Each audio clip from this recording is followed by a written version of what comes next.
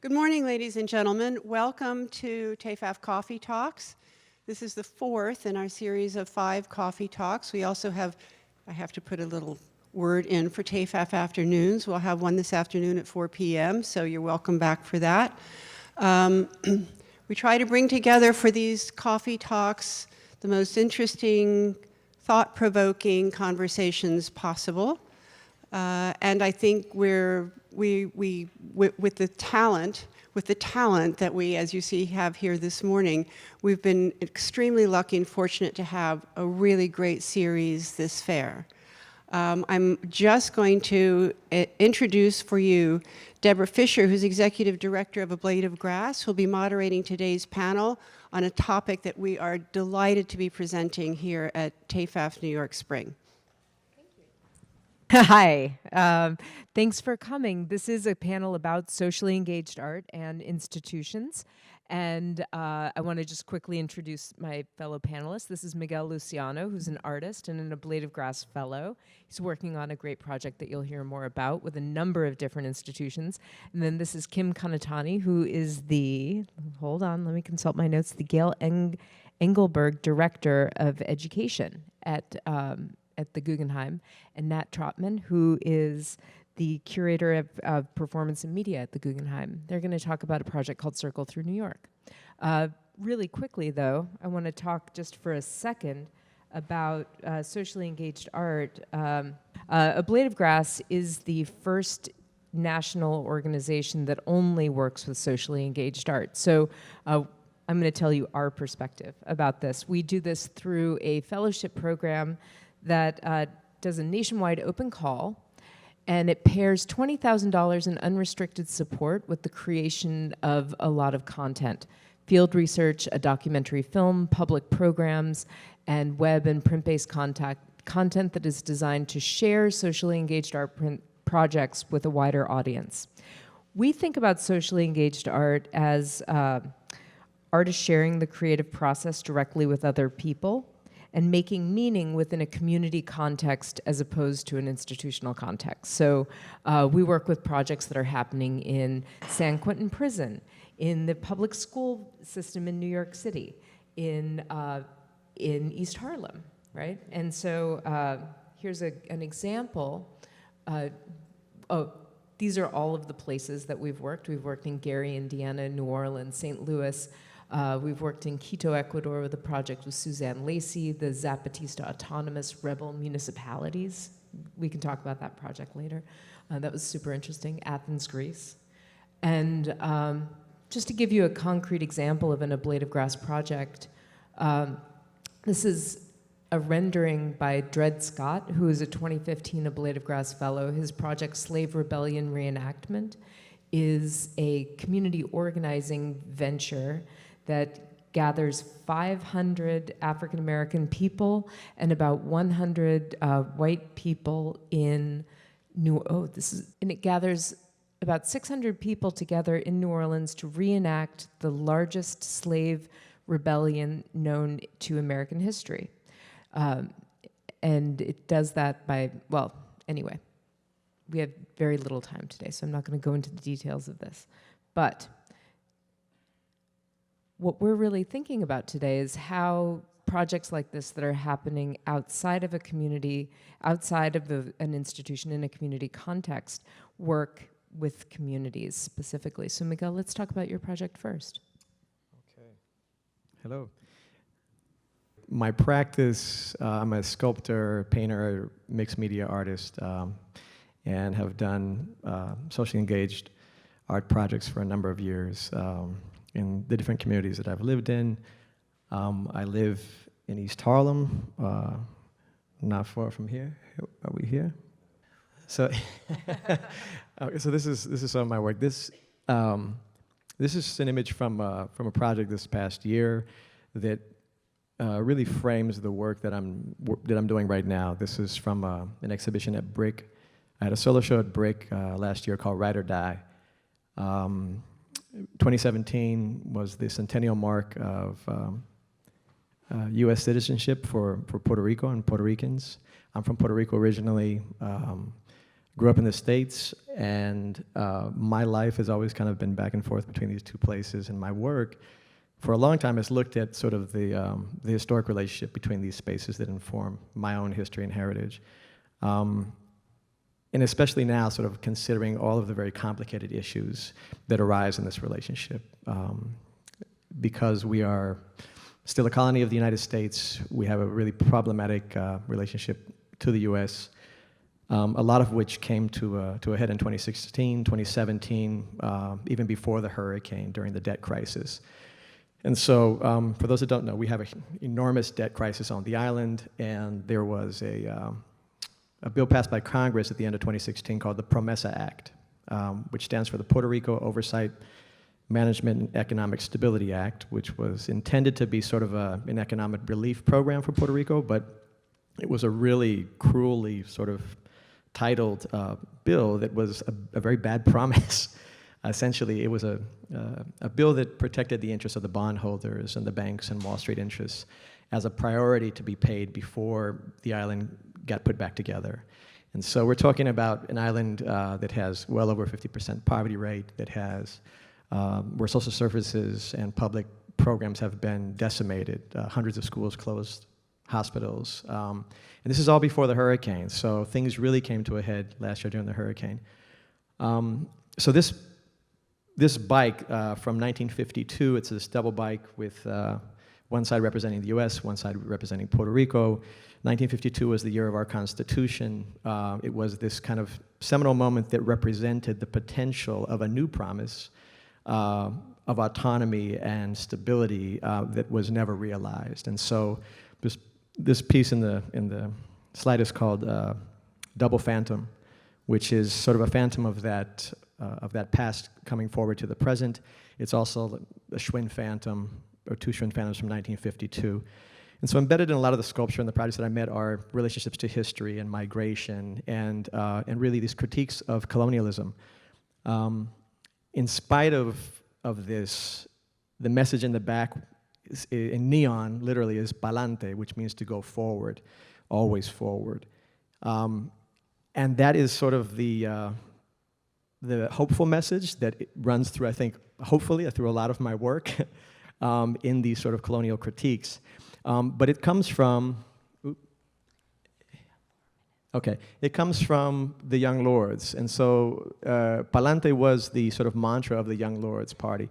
Young Lords were inspired by the Black Panthers. They were radical social justice activists based here in East Harlem. They were formed in Chicago, but their main center was in East Harlem, 1968-69. And so after that show, I got a grant from the Surdner Foundation to initiate a project about the history of our relationship between the U.S. and Puerto Rico, but especially during times of crisis, looking at the implications of the debt crisis for the diaspora and how our communities connect to one another. The hurricane happened, everything has become much more intense, and I received support from Blade of Grass to extend and grow this project further. It begins by commemorating this history, and so the images I'm showing you here are from Hiram Maristani, who was the original photographer of the Young Lords, and is a friend who I've worked with in my community for some years. So these images are from 1969. This was the first office of the Young Lords on Madison between 111th and 112th. And these were some early projects in collaborations with Hiram, recreating the original storefront space of the Young Lords. It was for a show in East Harlem a couple years ago. And sort of reinterpreting this history 50 years later. So now we're at this anniversary moment of the 50-year sort of mark of the founding of the Young Lords. And so the work that's coming forward, this was another sort of adaptation of a famous poster that they did that I made into a sculpture, but these issues, health, food, housing, education, were the sort of platform community issues that they organized around. The garbage offensives, protests against sanitation, the lack of sanitation services being provided in East Harlem. The Bronx March, these are some famous images, kind of iconic ones of the Young Lords. Police brutality, this was the death of Julio Roldan, who was a Young Lords member, killed while in police custody in '69. And finally, several images like this that are images of community resilience and resistance. And so I'm showing these images because this sort of begins this project that happens this summer, where we're turning some of these into billboards. These are not the final selections I'm showing you, but they're sort of marking this visual memory of resistance and activism in East Harlem at the spaces where these images were taken. And so they'll be enlarged as billboards that sort of reanimate this history at this 50-year anniversary mark. That's followed by a series of walking tours that retell these stories. The second phase is then developing a series of community action workshops in response to these images, thinking about how activists on the island today are responding to a new crisis, and putting that conversation of now in conversation with the past. Older generations working with newer generations to work out new strategies of resistance in our world today, in our communities today. So that's sort of a quick summary of the project that I'm involved in right now that's really just developing now over the summer. Yeah. Thank you. Thank you. And so now Kim is going to talk a little bit about Guggenheim social practice. Let me just provide you all with a bit of background, institutional background actually, that leads up to the video that you're going to be seeing. Hopefully many of you know that the Guggenheim has a very long-standing history of working with artists whose work really relies upon public engagement in order for it to be realized. So in many ways, social practice art is just a natural extension of that. In 2014, we began Guggenheim Social Practice, hoping to explore ways in which artists and the museum can work together to develop new forms and approaches to public engagement that ideally would advance important social values as well. What we've embarked upon right now is really 3 commissions since that point, and what we'd like to highlight with you in the next few minutes is one of the inaugural commissions that were done by Lenka Clayton and John Rubin. So with that in mind, let's take a look at the video. You will all have found this circular handout in your seats, which is also related to this project. Lenka and John's project was called Circle Through New York, and it took place last year for 6 months. And unfortunately, neither Lenka nor John could be here with us today, which is why we'll be showing the video so you can hear their voices as well as voices of the community participants. But I just wanted to turn your attention also to this handout, which includes a brief text about the project on the reverse, as well as lists all of the project partners. And once you see the video, you will understand a bit more of the structure. So, with that. It's like a story. I guess it's a little game that we play we call gossip, and I say something and I say it to you and it goes, and by the time it gets to the end, it's a whole different story.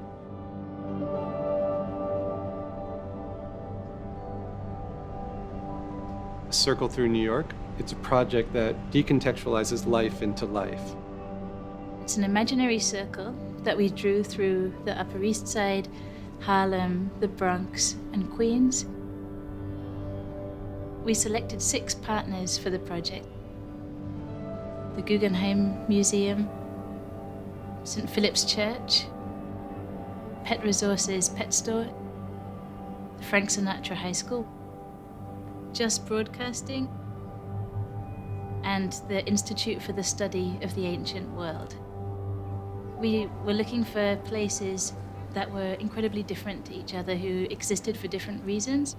Each venue that we're working with is providing one essential aspect of their identity: a talking parrot, a high school drama class, a Punjabi TV show, the oldest song in the world, a museum artwork, and a congregation's call to action. Each of the rotating elements will move 1 step each month and exist in each partner location. And so what happens when places that are kind of held apart because of socioeconomics or geography or circumstance are placed together, what new dynamics occur?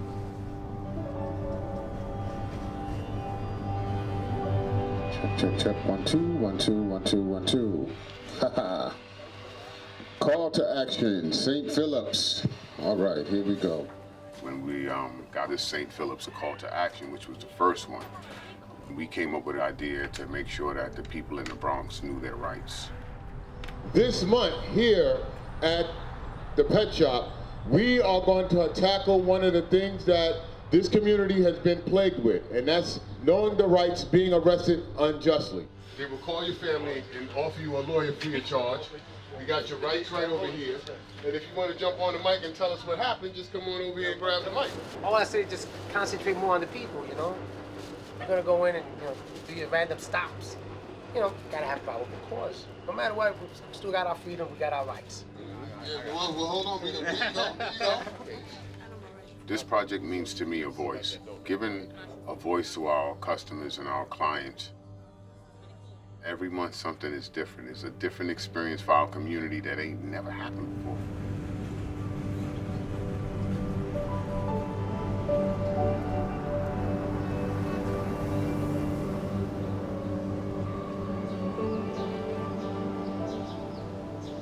Kanatani yashasive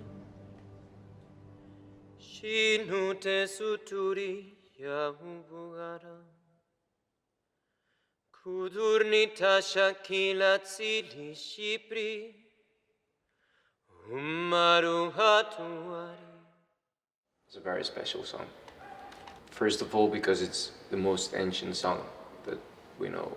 On top there were the lyrics of the song. On the bottom there were instructions on how to play this song on a harp. Even if it's 3,400 years old, 95% of the songs that we listen to have been written based on this same scale. It catches you. I don't know if anybody else feels the way because I'm getting a lot of.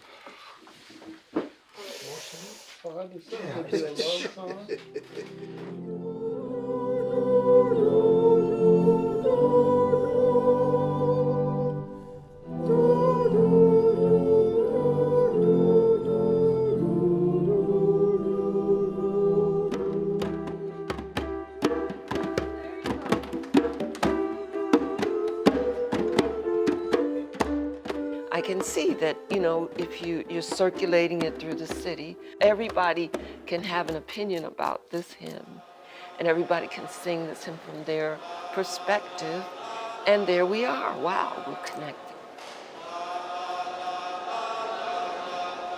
The challenge we had was to find locations that had something that could be sent, dislocated, and presented in all these other places, and then also have the capacity to host.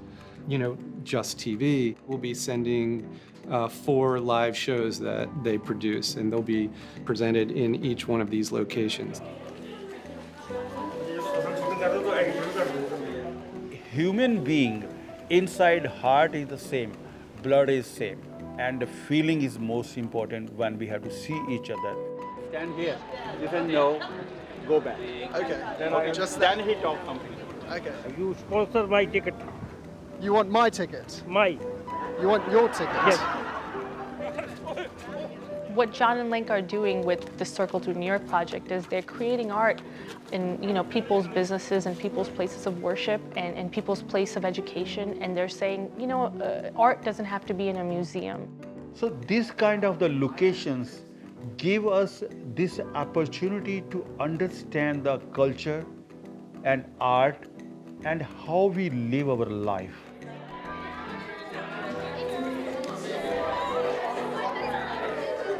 Having a parrot here from the pet shop in the Bronx, which students drew and used as inspiration for movement and for choreography and dance creation.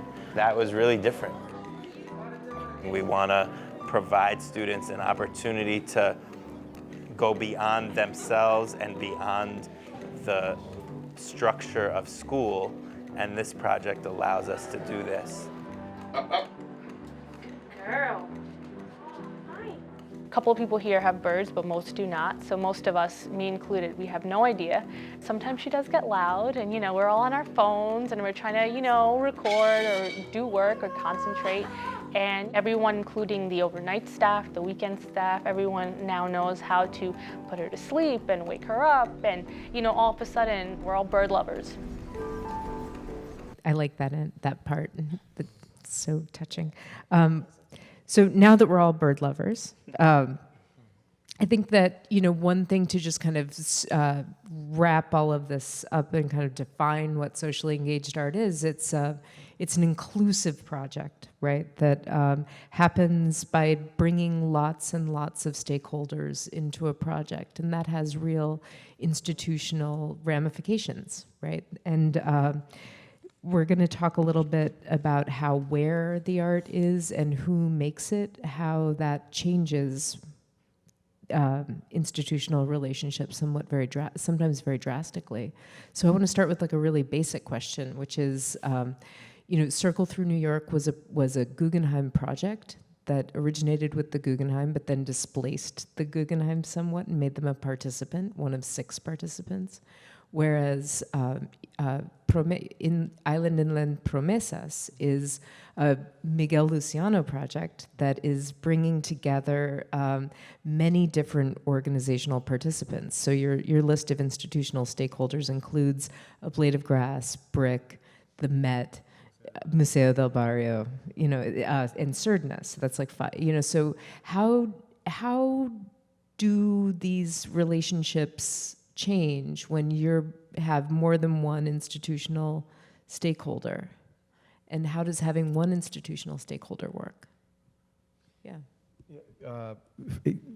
That is a good question that is sort of a little bit unknown at this stage because these are kind of new relationships that are overlapping. But my institutional partner initially with this project about sort of mapping resistance in East Harlem and connecting it to activism in Puerto Rico was within Museo del Barrio, which is my kind of hometown community institution. And an institution that is invested in that connection between the island and the diaspora very much. So I'm also beginning a residency at the Metropolitan or with the Metropolitan that starts now and overlaps with all of this. But that residency is also a very unique one in that it focuses on civic practice. And so it's very much will operate in support of the work that I'm already doing in my own community, and it was designed that way. So it's a very unique program that I don't think it's been formally announced yet, actually, but it's okay. This week I'll be at the Met on a panel Thursday talking about it with the other fellow. So preview. Yeah, exactly. But the wonderful thing about it, in terms of all of the partners, is that the focus is actually away from institutions and is on communities. And there was a deliberate choice to work with artists who have community-centered practices. And that is a very unique moment in my own sort of work and career where there is this convergence of interest and support. And at a really critical time, not just for me, but also I think for the issues that I'm interested in working around, particularly in relation to Puerto Rico. Right, and conversely, Guggenheim taking on a project that decenters itself and its own institutional authority and its site is a fantastic endeavor. How did that go? Well, I'll just start with an insight and then I'll turn it over to Nat as well. But I think one of the things that was really brilliant about what John and Lenka did is that they considered us as one of the partners. I mean, it was tricky in that we were both the commissioner, yet we were both an active participant. And I think literally what was interesting about the institutional critique aspect of what they did was they literally removed us off our pedestal, and we became one of 6 other venue partners, all on an equal playing field. So for example, when we sent around our Felix Gonzalez Torres candy spill piece to Pet Resources, the pet store, the notion of how do you market it, how do you do the PR around it, it was totally up to Pet Resources in terms of how they wanted to program around it. So the Guggenheim Imprimatur wasn't necessarily there, nor would it have been appropriate to be there as well. But yeah, I mean, I think what's interesting about a comparison between these two projects is that, I mean, many socially engaged practices or socially engaged projects sort of require a number of institutional partners in order to bring about the funding. So there's sort of a necessity of relying on multiple literal resources. We were very lucky to have a substantial grant from the Rothschild Foundation that enabled us to have a budget for the entire project, which is something that was unique to the fact that we were a very well-known museum, are a very well-known museum that enabled that to happen. I don't know if that would have been able to happen if this had been a John and Lenka project that they had conceived independently and they had sort of gone around looking for funding for. It was instead that we received funding and then we invited them, right? So that was one difference. That's an important difference. But I also think that it's important to remember and recognize that all 6 of these partners were also institutions. So there was a cross-institutionality, and a big, as Kim was saying, a big part of the Circle project was to sort of work against the social assumptions that lead us not to think of the pet store as being an institution in the same way that we think of a museum as being an institution. So there was that was sort of going on.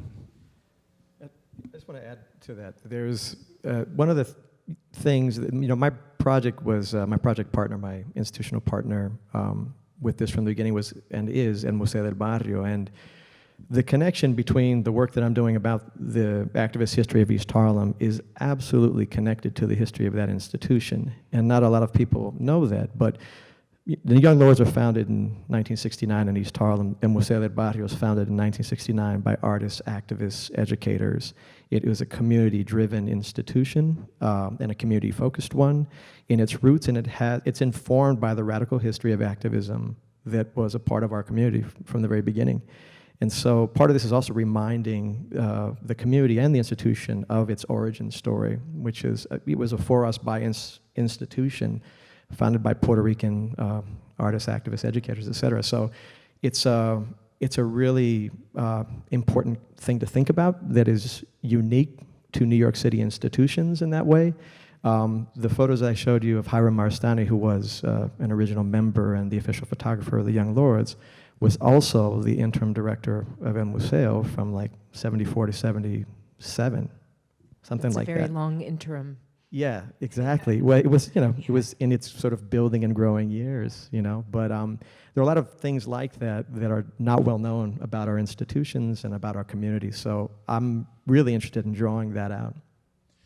And I think that's one really interesting difference between your project and Circle Through New York is that the way that history plays into both of these projects, because you're looking at an institution and a community and going a very deep dive into this complex and not always remembered history.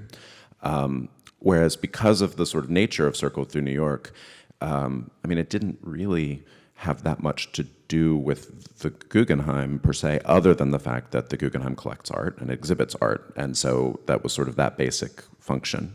But it was a pretty, I mean this lovingly, but a pretty superficial understanding of what a museum does. In large part because Lenka and John are very interested in chance operations and a history that might emerge, right? They're creating a new history as opposed to excavating a history. Yeah, exactly. And one thing that's interesting about the way that art works is that art can do lots of different things. It's not, a deep history is not necessarily better than a new history in an art context. They're different.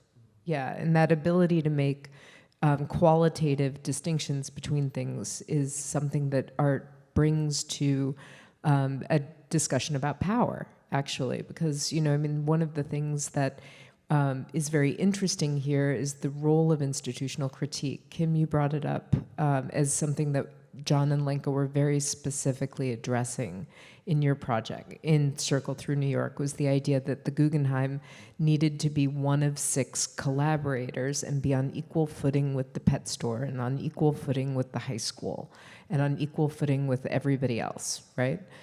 How did that work inside of the Guggenheim, and what challenges did you face? Well, I think one of the things that we were interested in from the outset was it's interesting how artists can come in and create, hopefully, positive paradigm shifts for the institution in ways in which that we are working. And there's a deep history that Miguel is pointing to, yes. Yeah. I mean, the idea that an artist can come in, and basically we treated Circle Through New York as an exhibit, that the tables were turned, the artists were determining what the exhibit is, when it was going to be installed, and it was a very different role, but not maybe from the curatorial standpoint as well. It definitely had some differences. I'd say the biggest differences within the way that normal exhibitions work were, yes, Lenka and John had a certain level of directorial capacity that is different from many shows, but not all. Certainly when we did our Tino Segal show, or when we worked with Tanya Bruguera or others, there are artists who have borne that sense of authority over the operations of the museum in the past. But it was really, the biggest challenge was asking a lot of people at the museum to do things that they didn't normally do, that were outside of their comfort zone, and to perform. Sort of the whole nature of the project was that everyone around the circle had to perform their identity and their social role to an audience in a way that they weren't used to. So as strangers walked into the Institute for the Study of the Ancient World, or Just Broadcasting, or the Pet Store, they sort of had to relate, not as a normal clientele who had another reason to be there, but there was this artificial reason. And for the people in the museum, that meant singing the oldest song in the world in the middle of your working day, or especially when we did the call to action, which was the last thing that the Guggenheim had in July of last year. Going through this workshopping process of doing listening exercises, where we then just exposed ourselves to the public, a wide variety of people from different departments, and just talked to them about social change and what the role of a museum could be in a time of political upheaval, and just tried to receive as much information from the public as possible. And that was very much outside of my comfort zone and outside of a lot of other people's comfort zones. Absolutely. And I mean, that's interesting. We're going to get back to that in just a second. But Miguel, one of the things that you're doing in your collaboration with El Museo is also, well, in the Met, is also opening themselves up to listening to community or becoming more community focused, right? So, and you are very much a collaborator with those institutions in that goal. Do you want to talk about that a little bit? Sure. I mean, that's why I was selected, I think, for that, for these projects. My role is different in this work that I'm doing also just in my own practice. It's shifting more towards organizing events and exchanges, so I showed a sculptural piece, but I've been making interactive sculpture sort of with that purpose in mind for years, and then doing other projects that are really sort of collaborative, interactive actions and events. And so a lot of the work coming forward this summer that uses this kind of history to frame a moment of reference in terms of how our communities have responded to crisis in the past, allows for this exchange today in a new crisis that would bring activists from the island together with activists in my community in East Harlem, folks that are doing, for example, work around food justice and food sovereignty, especially at a time when the entire farming of the island was wiped out and needed to be reseeded. And a lot of that support, not just in terms of food, but in terms of supplies in general, came from the diaspora. And so there was like radical action and organizing, much of which was inspired by things like the actions of the Black Panthers and Young Lords, for example, the free breakfast programs, and sort of like DIY sort of responses to community needs in the face of government failure. all of that is happening again 50 years later in new spaces. And so the project basically becomes a space through a series of new workshops around those platform issues, health, food, housing, education, to bring activists that are doing creative work in those areas together to share space and to create new strategies, basically. Well, and that brings me to really kind of the fundamental question around social practice, which is why Nat, you were really clear about saying that this brought you outside of your comfort zone, right? Like taking in this kind of information, and that can be a really great thing, but it can also be really challenging. And so, what was the benefit of that? What did the Guggenheim or to me personally? You, both. Yeah, both. I think it's interesting to talk about both. Yeah. I mean, ideally, when it's successful, it would lead to getting outside of our comfort zones, would lead to breaking down a lot of the entrenched, old-fashioned ways of relating to the audience of the museum. And I think everyone knows, I hope everyone knows, that these days that institutions need to be thinking about their publics in different ways. I'd like to think that happened.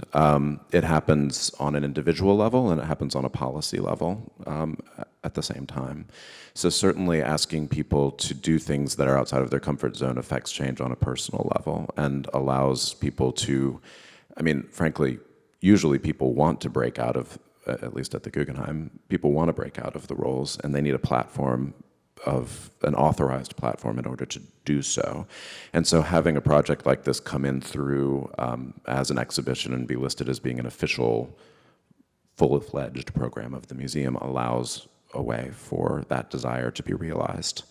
In terms of changing policy, it's more complicated, but it's also having it as a full-fledged exhibition and knowing that the museum values this kind of work enables curators and other people at the museum to put forward different kinds of projects. Yeah, and I mean, one of the subtexts, right, that is running through both of these projects is that the projects themselves create a third space, you know, and one of the things that I think that third space really needs in order to do this work well is trust, right? So, I mean, how do you, as an institutional partner and as an artist, how do you each address trust building in these projects? Between institutions or with communities, you mean? Yeah, well, the trust, I mean, with communities and individuals is based on relationships that take time. And so these are not things that I started doing right now. These are sort of projects that are culminating as a result of relationships that have been active for a number of years in many cases. The institutional relationships are newer, but the exciting thing for me is that I'm working often with people in education and public programs, like amazing people who I feel like are more connected to the communities that institutions are serving oftentimes, and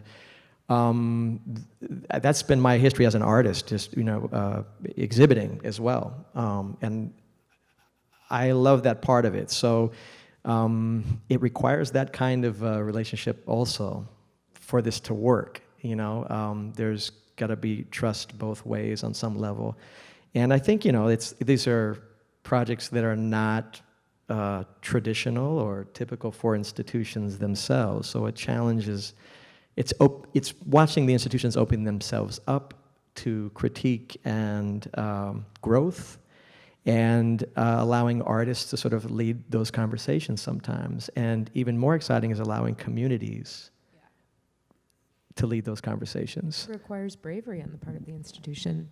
Yeah, I mean, I would totally agree with Miguel. I mean, having spent all my career as a museum educator,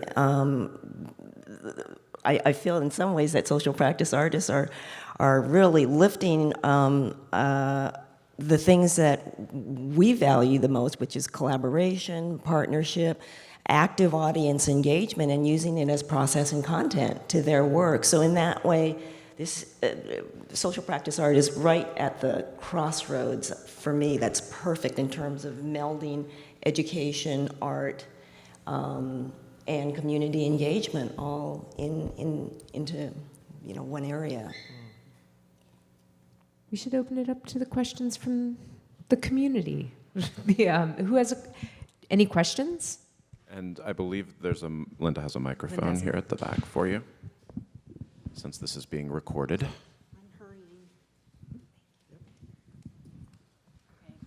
Great panel, guys. My name is Manon Sloan. I'm the co-founder of No Longer Empty, and I'm ex-Guggenheim. So I'm at an intersection of institution and community-based work. My first question was, when you had the circle at the Guggenheim, was there an admission fee for people to come from those communities into the museum? Yes. Yeah. The idea, and we discussed this a lot with John and Lenka, but actually the sort of concept that they had was that each of the 6 places, as part of the sort of equalization, would behave the way they always do. So if you needed to pay to get into one of them, that you would pay to get into just like you normally would. However, they did do we did as much as possible to schedule the events and other sort of interventions during the pay-as-you-wish hours, which are on Saturday. So like when the Just Broadcasting was there, that happened when you saw him interacting with the people in line. Those were people waiting to get in on the free night. So that it used the existing resources within the museum to open it as much as possible. We also did things outside of the museum. I mean, the idea of bringing the Felix Gonzalez Torres out of the museum and moving it around, that was free throughout, obviously. Because it's kind of interesting, Kim's role in the education and how often, say, take Pablo Helguera at MoMA, how often these projects do come into the institution through the educational departments, and your performative. And how far do you think that institutional critique can really expand your notions of publics? And that's why the cost came in, because of course you have these type of costs which are restrictive to so many families coming into the museum context.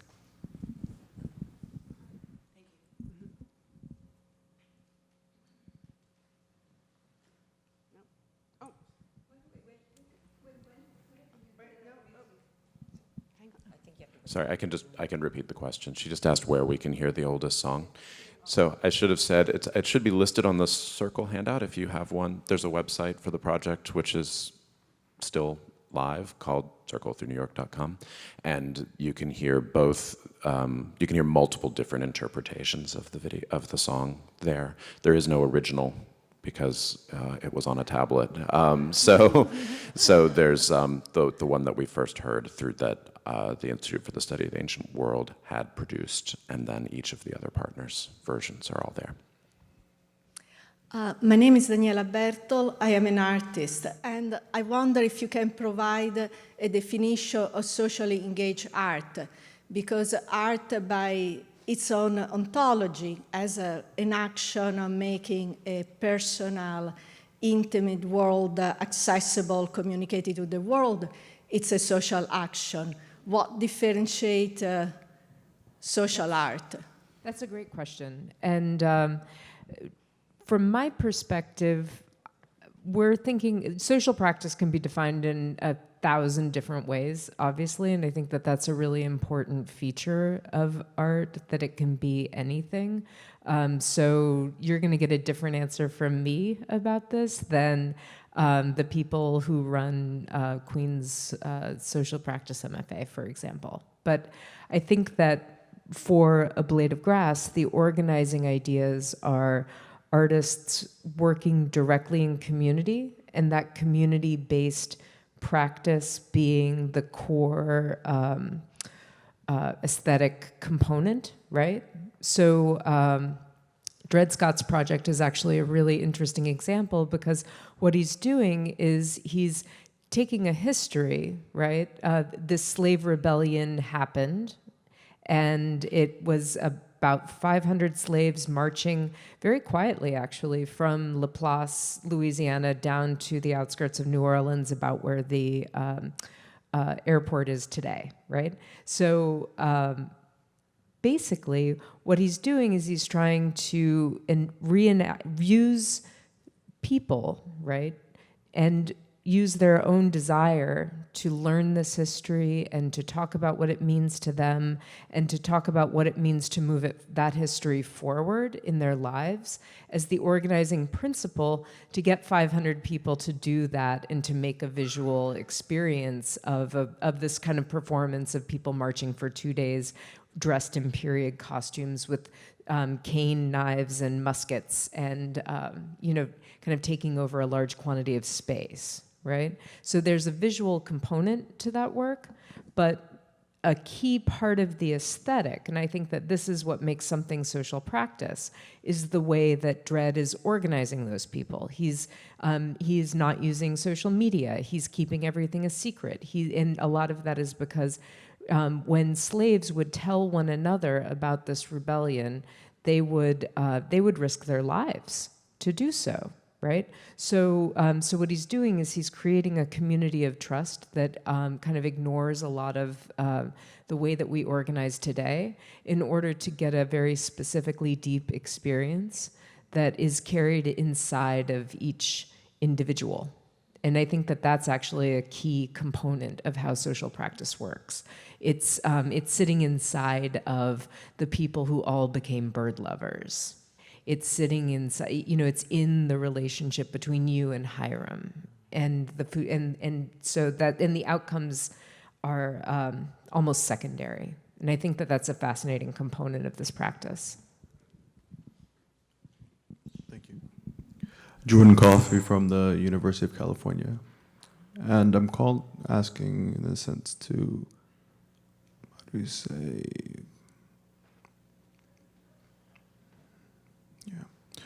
I guess, gather metrics from the social outcomes of these works. So as we enter museums, there's clearly clicks to count heads, but there's a rippling effect from these works that kind of elevate consciousness and awareness.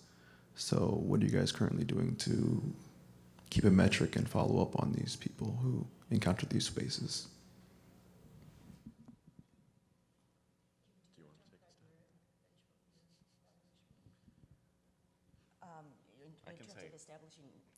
I can say one thing, which is not, it's a non-answer, and then I should let Kim give a real answer. It's something that we went back and forth a great deal about in planning the Circle Through New York project, because actually the funders often expect a reportable, demonstrable effect in terms of numbers. And we had to think very hard about how quantifiable impact can get in the way of qualitative impact, and how in this particular project, and I think it's up for debate whether this is a sign of its success or not and how one measures success, so much of the impact happened on one-to-one interactions and very, very local moments. So when we're working with Aubrey at the, I know you were a little late, I don't know if you saw the video, but who was the sort of our main point person at the pet store in the Bronx. And we talked to him and he felt a huge amount of impact from the project. Can we, are there numbers of the number, did we count how many people moved through the store and saw and interacted with each of the interventions that took place there over 6 months? It might not be a vast number of people, but how do you balance the effectiveness of the handful of people who work there having this really profound experience with it not being thousands of people who moved through that space? And I don't have an answer for how to balance that and which matters more. But I think what was really important for us all who were involved, funder included, funder aside, is that the qualitative analysis is where the real assessment is at. We had an evaluator who was embedded with us for the past 4 years, quite frankly, and followed both of these inaugural projects. And we're very proud of the way in which she customized her approach. It wasn't the traditional, okay, so what are your goals? What are your objectives? And then at the end, we'll figure out whether you met those goals, but rather she employed an approach called developmental evaluation for highly innovative projects that you don't know the outcomes for. So basically what she became, and this is something that Blade of Grass is very familiar with, is like a field reporter. And she tracked all the different decisions that we made, where we needed to do course corrections, and why it was we did it, so that we could be held accountable for what it was we did. But her message was really quite, her method was really quite qualitative. It involved a lot of interviews, a lot of observations with all of the key stakeholders. So it was really a 360-degree, from the artists, from the community participants, the public who observed it, including the museum staff, all the way up to the director, as well as the funders, so that she could see where we were all in sync or not. So she was invaluable in that way in terms of trying to get us all on the same page, so that the misunderstanding at the end from any of these parties would be avoided. Yeah, I think, yeah, no problem. I also want to respond to this because what A Blade of Grass does field research on every project. We don't call it evaluation, actually, because evaluation it reinforces a lot of power dynamics that we're organizing around questioning and being creative about. So, but we do have a director of field research who does qualitative assessment using a similar methodology to developmental, what is that called? Developmental research is what she calls it. Yeah, so it's very similar. It's called action research, and it's actually something that one of the things that we're interested in is the idea that action research can be done within any group by participants. It's incredibly simple. It's it's developed by, among other things, by teachers to evaluate their own work and to work in groups to evaluate themselves, so that because in schools, often people who are like administrators or working in a university to teach teachers how to teach are the ones who are kind of setting directives, right, for teachers. And action research is a way to disrupt that hierarchy a little bit and get the people who are doing the work with students, in that case, to set their own metrics. So we use a very similar technique where we the artists are defining the terms of the research itself, and then we're using a very consistent methodology to account for our own subjectivity by participating in the piece, and then also interviewing a large number of stakeholders to tell stories about the project. And what we're hoping to do with this is to create a different way of making assumptions about things like impact and assessment that have become very loaded words, actually, in a philanthropy discourse, because of the exact thing that you are bringing up and that Nat is seconding, right? Which is that most of the change that happens in these projects is change within, like, I don't want to sound corny, but it's like change within a heart, do you know? Like, and getting a story about that, it doesn't look like qualitative, generalizable data. It just doesn't look like that. So so one of the things that we're really thinking through is, how do we change the story of what change looks like by doing this in an art context? And I think that that's actually something that an arts institution can play a really helpful role in, because we don't have the same accountabilities that, say, a social services organization has. And that's something that needs to get explored and exploited more. And I just would add to that what I think is unique about A Blade of Grass too, though, is that even in terms of how your application is framed, and I say this because I teach a seminar at SVA, and I teach in the MFA Fine Arts program at SVA. I teach a seminar in the fall on socially engaged art in public space. And so we've used actually the application from Related Graph to sort of frame questions around, for students, for grad students, around how they think about art and social change and the sort of potentiality for actual change in these art projects, right? And so my students will each fall kind of propose through the semester a project and sort of develop that proposal, not for ablative grants necessarily, but like for something that's realizable, you know?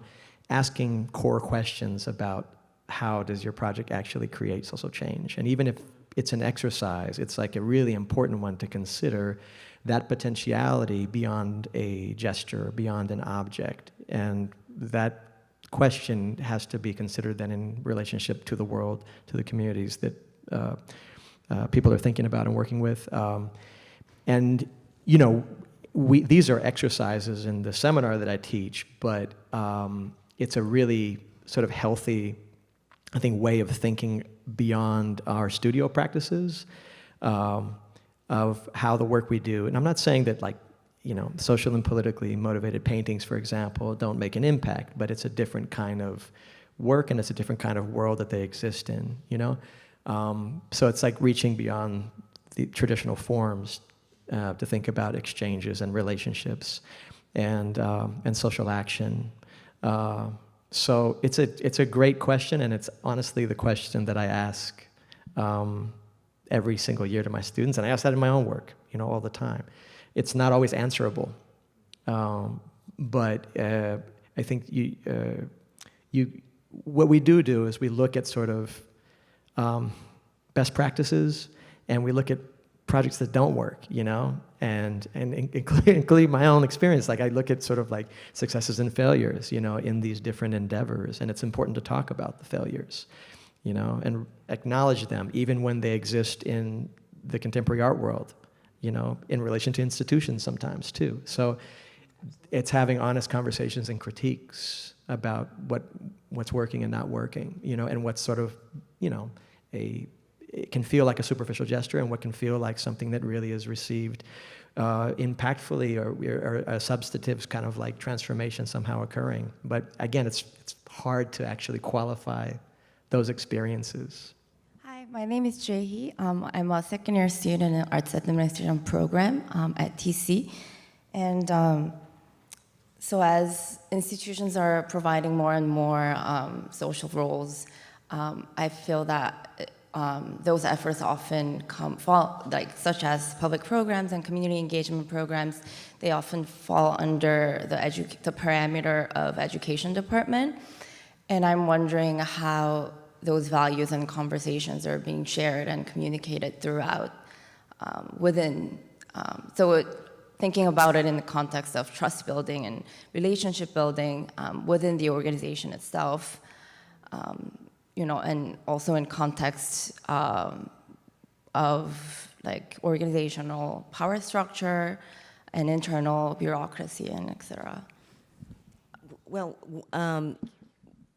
I think one of the big impactful paradigm shifts that's going on within our institution is that education is now working side by side with curatorial as a commissioner of art projects. So now I am, and my team is in the business of actually curating and commissioning art projects. We felt, for the reference that I made earlier about my background as an educator and how it aligns so nicely with the good work that social practice artists are doing, and then, you know, bringing in the curatorial component. So that's where, and then Nat also alluded to the fact that this is an institution-wide effort. You don't silo I mean, it requires exhibition management, it requires curatorial education.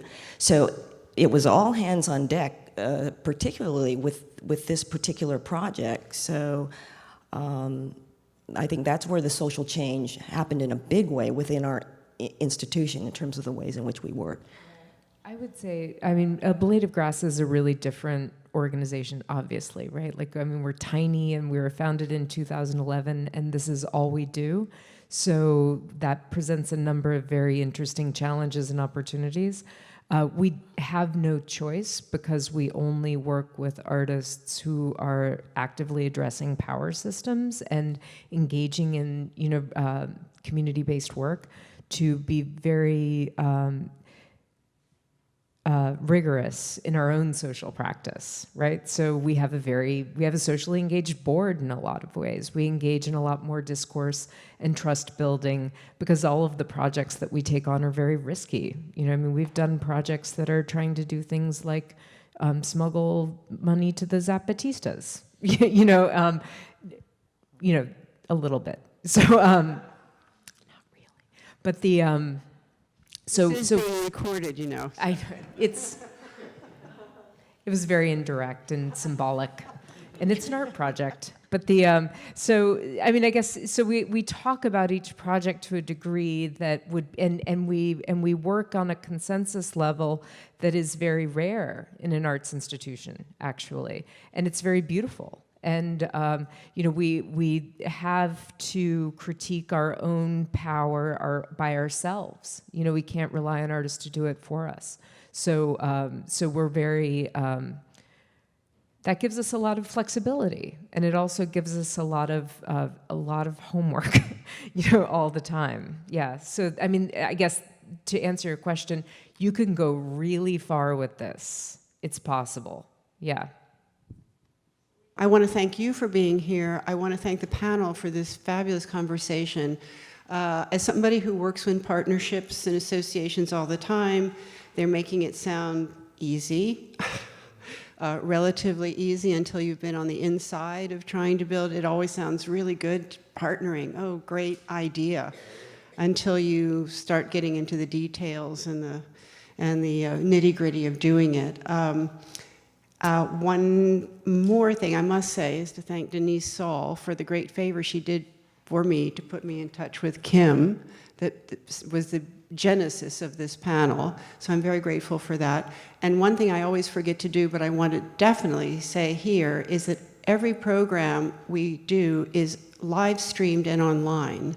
And if you would like, because of all the amazing amount of information that's gone on in this panel, you can easily go back immediately now and refer to this online.